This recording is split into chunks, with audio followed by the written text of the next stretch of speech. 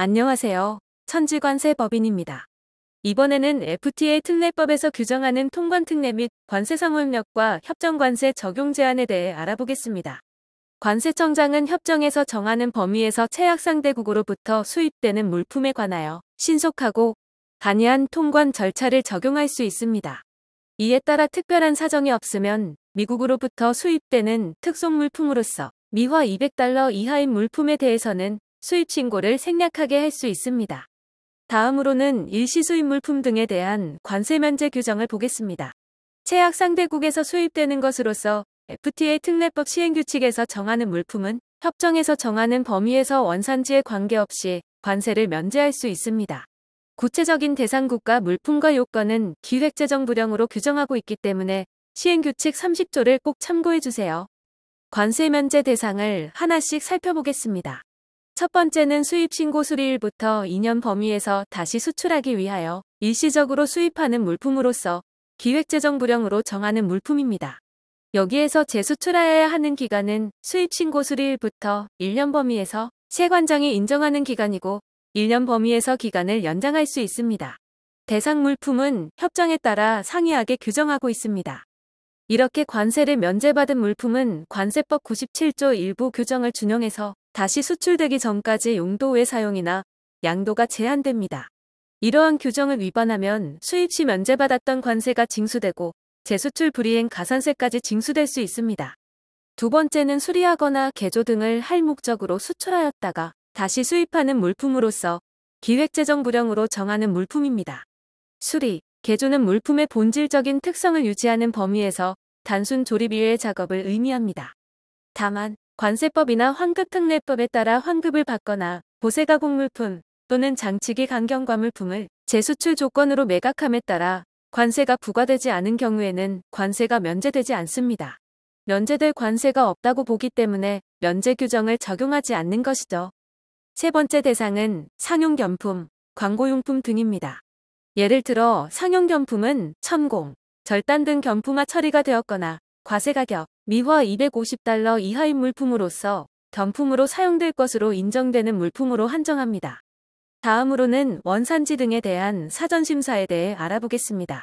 협정관세의 적용에 대한 기초가 되는 사항으로서 원산지 결정 기준의 충족 여부 등에 대하여 의문이 있는 자는 해당 물품의 수입 신고를 하기 전에 관세청장에게 서류를 갖추어 일정 수수료를 내고 그 의문사항을 미리 심사하여 줄 것을 신청할 수 있습니다.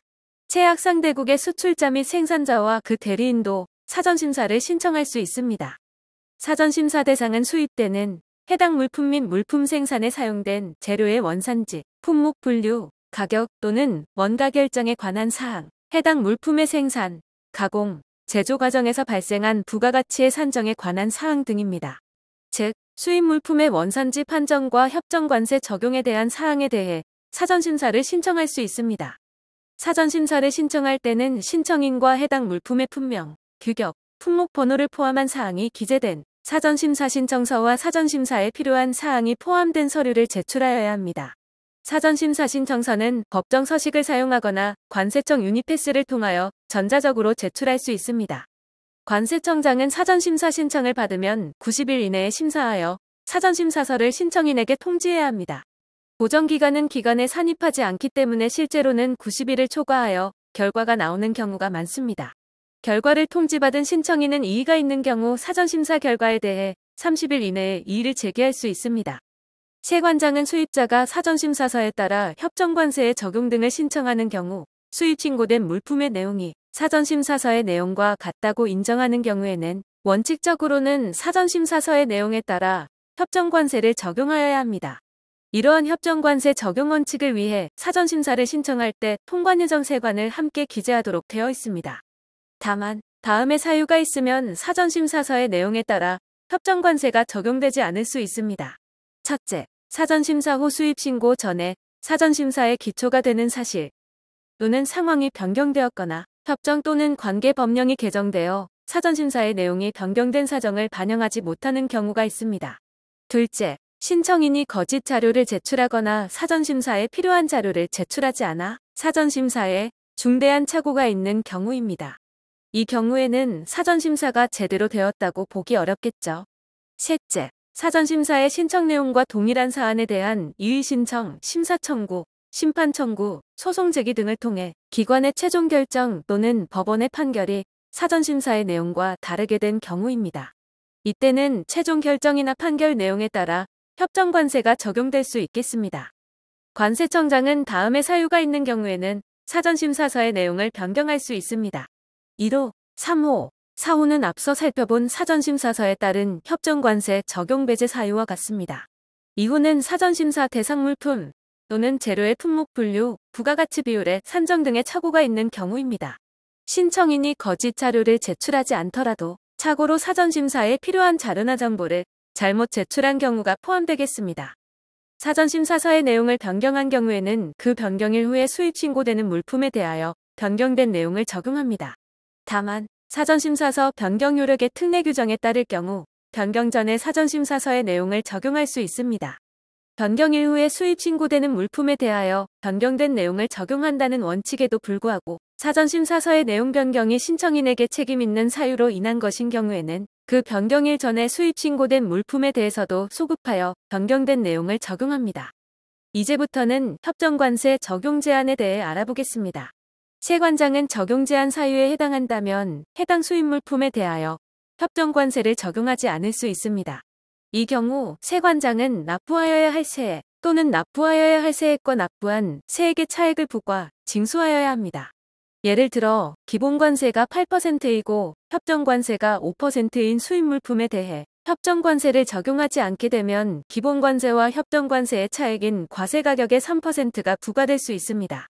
해당 금액은 협정관세에 적용 신청을 한 날부터 5년이 지나면 부과할 수 없습니다. FTA 특례법에서는 협정관세 적용이 제한되는 사유를 8가지로 규정하고 있습니다.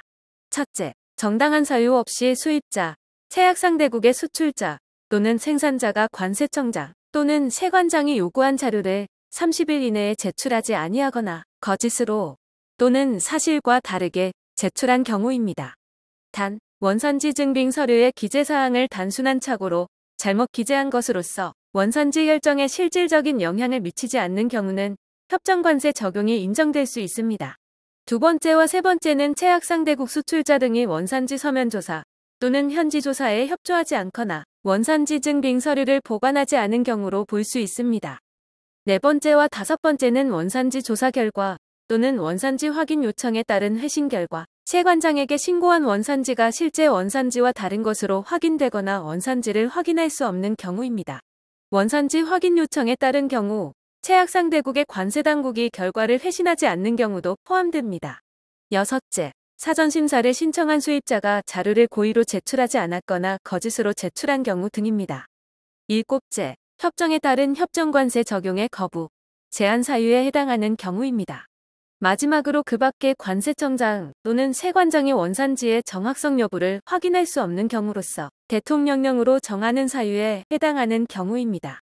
세관장은 협정관세를 적용받은 물품에 대하여 보정신청에 따라 세액을 보정한 결과 부족한 세액이 있을 때에는 보정이자를 더하여 해당 부족세액을 징수하여야 합니다.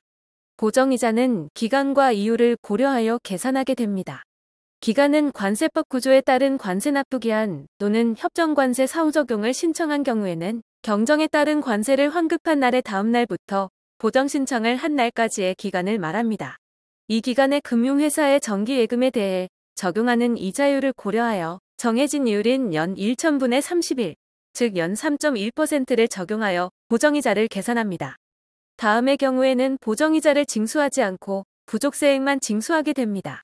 첫째, 수입자가 세관장 등으로부터 원산지 증빙 서류의 내용에 오류가 있음을 통보받은 경우로서 원산지 조사의 통지를 받기 전에 세액 보정 신청을 하는 경우입니다.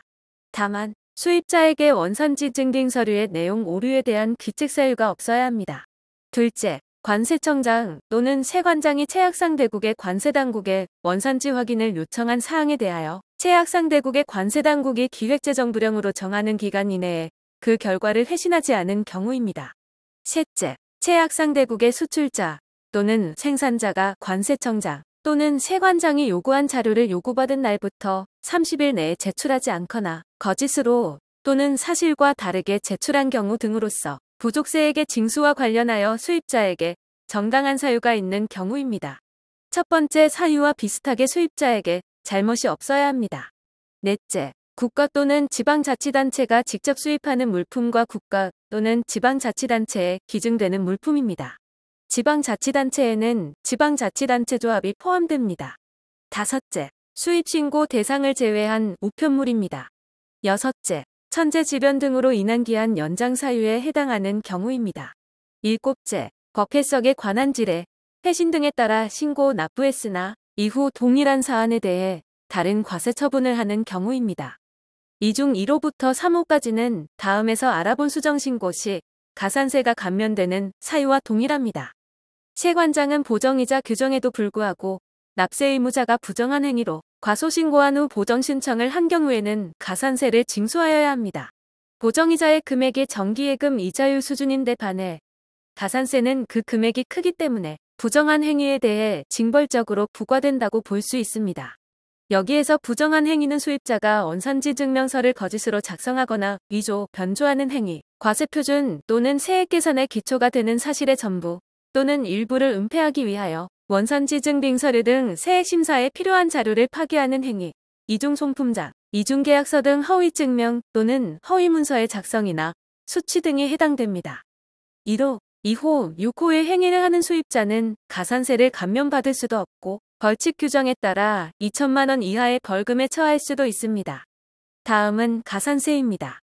세관장은 협정관세를 적용받은 물품에 대해 납세 의무자가 법정 납부기한까지 납부하지 않은 관세액을 징수하거나 수정신고 또는 경정에 따라 부족한 관세액을 징수할 때에는 가산세를 징수합니다.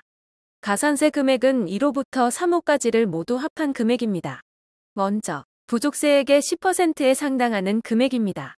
다만 앞서 살펴본 부정한 행위로 협정관세의 적용을 신청하여 부족세액이 발생한 경우에는 60%에 상당하는 금액으로 합니다. 그리고 미납부세액 또는 부족세액의 일수와 이자율을 곱하여 계산한 금액입니다. 법정 납부기한 또는 협정관세 사후 적용에 따른 관세를 환급한 날의 다음 날부터 납부일까지의 기간에 금융회사 등의 연체대출금에 대해 적용하는 이자율 등을 고려하여 정한 이자율을 곱하여 계산합니다. 마지막으로 법정 납부기한까지 납부하여야 할 세액 중 납부고지서에 따른 납부기한까지 납부하지 않은 세액이 있다면 해당 금액의 3%가 추가됩니다. 그럼에도 불구하고 다음의 사유가 있는 경우에는 가산세의 전부 또는 일부를 징수하지 않습니다. 가산세의 감면 사유는 보정이자를 징수하지 않는 사유와 동일하고 가산세가 감면되지 않는 부정한 행위도 앞에서 말씀드렸던 것과 동일합니다. 이렇게 감면되는 가산세는 부족세액의 10% 상당 금액과 일수와 이자율을 곱하여 계산한 금액입니다. 다만 2호에서 납부고지서에 따른 납부기한까지 미납부세액이나 부족세액을 납부하지 않는다면 납부고지서에 따른 납부기한이 지난 날부터 납부일까지의 기간에 해당하는 금액은 징수됩니다. 마지막으로 협정관세 적용 제한자에 대해 알아보겠습니다. 세관장은 협정에서 정하는 바에 따라 최근 5년간 2회 이상 반복적으로 원산지증빙 서류의 주요 내용을 거짓으로 작성하거나 잘못 작성한 최악상대국 수출자 등을 협정관세 적용 제한자로 지정할 수 있습니다. 이후 적용 제한자로 지정된 자가 원산지증빙 서류를 성실하게 작성하였음을 입증하는 경우에는 그 지정을 해제할 수 있습니다. 최악상대국의 수출자 또는 생산자가 적용 제한자로 지정되면 적용 제한자로 지정된 자가 수출 또는 생산하는 동종동질의 물품 전체에 대하여 5년의 범위에서 협정관세가 적용되지 않을 수 있습니다. 이들이 작성한 원산지 증빙 서류의 내용을 인정하지 않겠다는 의미로 수입자가 누구든지 상관없이 협정관세 적용이 배제될 수 있습니다. 그럼에도 불구하고 세관장은 수입신고되는 물품별로 원산지 등 협정관세의 적용 요건을 심사하여 그 요건을 충족하는 경우에는 협정관세를 적용할 수 있습니다. 긴 시간 동안 복잡한 내용을 들으시느라 고생하셨습니다. 감사합니다.